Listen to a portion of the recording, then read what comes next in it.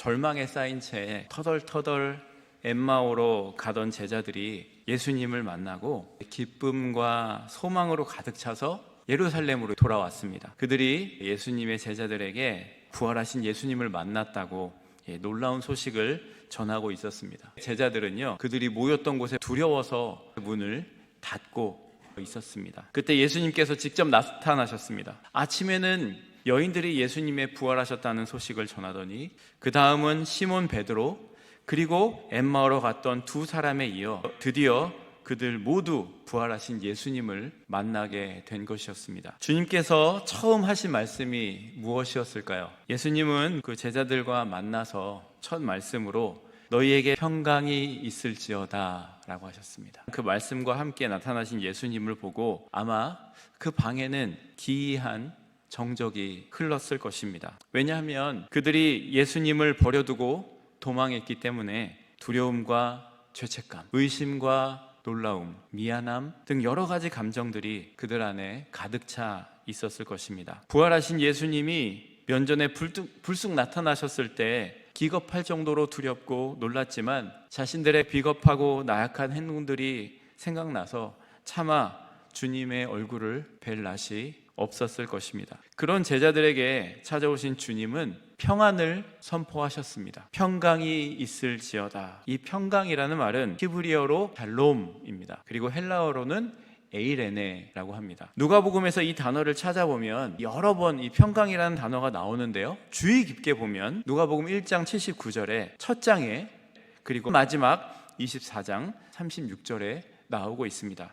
누가복음 2장에서 세례 요한의 아버지 사가랴가 예수님에 대해 예언을 했습니다. 주님이 우리의 발을 평강의 길로 인도할 것이라. 이것은 하나님께서 평강을 보내주시겠다는 약속이었습니다.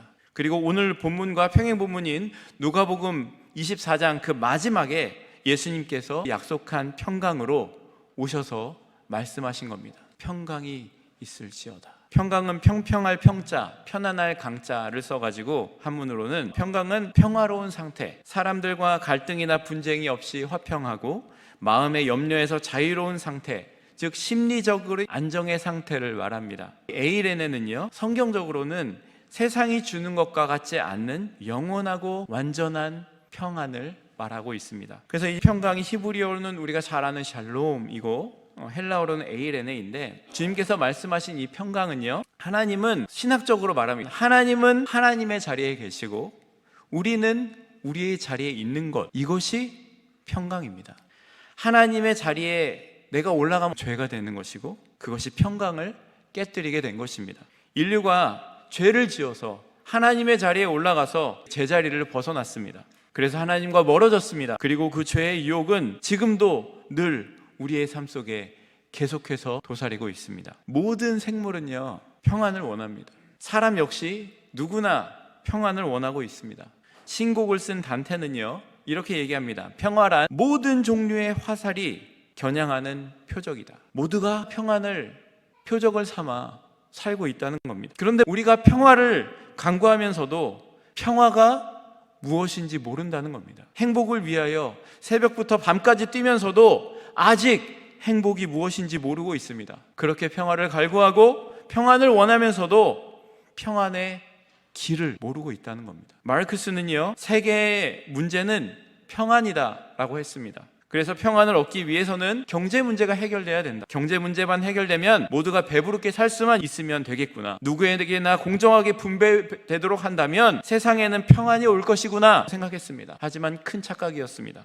그로 인해 세계대전이 여러 차례 일어났습니다. 배부르면 바로 눈앞에 토끼가 뛰어다녀도 잡아먹지 않습니다. 왜요? 배부르니까요. 그런데 사람은요, 다릅니다. 사람은 가지고 또 가지려고 합니다. 다 먹을 수 없을 만큼, 다 소유 없을 만큼 가지고 있는데도 더 가지려고 하는 겁니다. 거기에는 평화가 있을 수 없습니다. 우리도 다르지 않습니다. 내가 돈을 벌어 놓으면, 이만큼 해 놓으면, 문제를 해결하면, 우리 아이들을 이만큼만 키워 놓으면 평안할 것이라고 생각합니다. 과연 그럴까요? 우리는 잘못된 곳에서 평안을 찾고 있습니다. 그 해결을 위해서 예수님께서 오셔서 우리의 자리를 회복시켜 주셨습니다.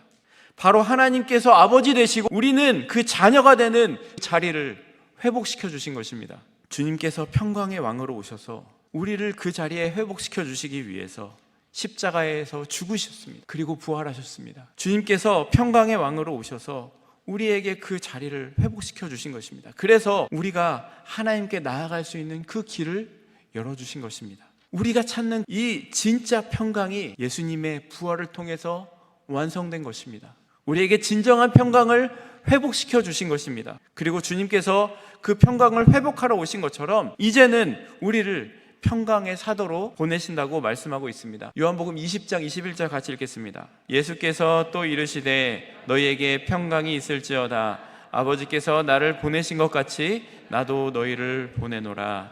아멘. 여러분, 주님께서 오셔서 우리에게 진짜 평강을 선물로 주셨습니다. 평강이 있을지어다. 주님께서 제자들에게 오셔서 하신 이 첫 말씀은 그것을 우리에게 되돌려 주신 주님의 은혜인 것입니다. 우리가 찾는 진짜 평강은 거기에 있었던 것입니다. 하나님과 자녀의 자리로 우리를 회복시켜 주셨습니다. 그 자리는 주님께서 우리를 위해 인간의 몸을 입고 오셔서 죄 없으신 분이 우리 죄를 위해 십자가에 죽으시고 부활하심으로 얻어낸 자리입니다. 거기가 우리 자리이고 우리도 진정한 평강을 전하는 삶을 살라고 말씀하고 계십니다. 우리 모두가 진정한 평강을 깨닫게 되기를 바랍니다. 그리고 진정한 평화를 찾은 사람으로 평화를 전하는 모두가 되시기를 소망합니다.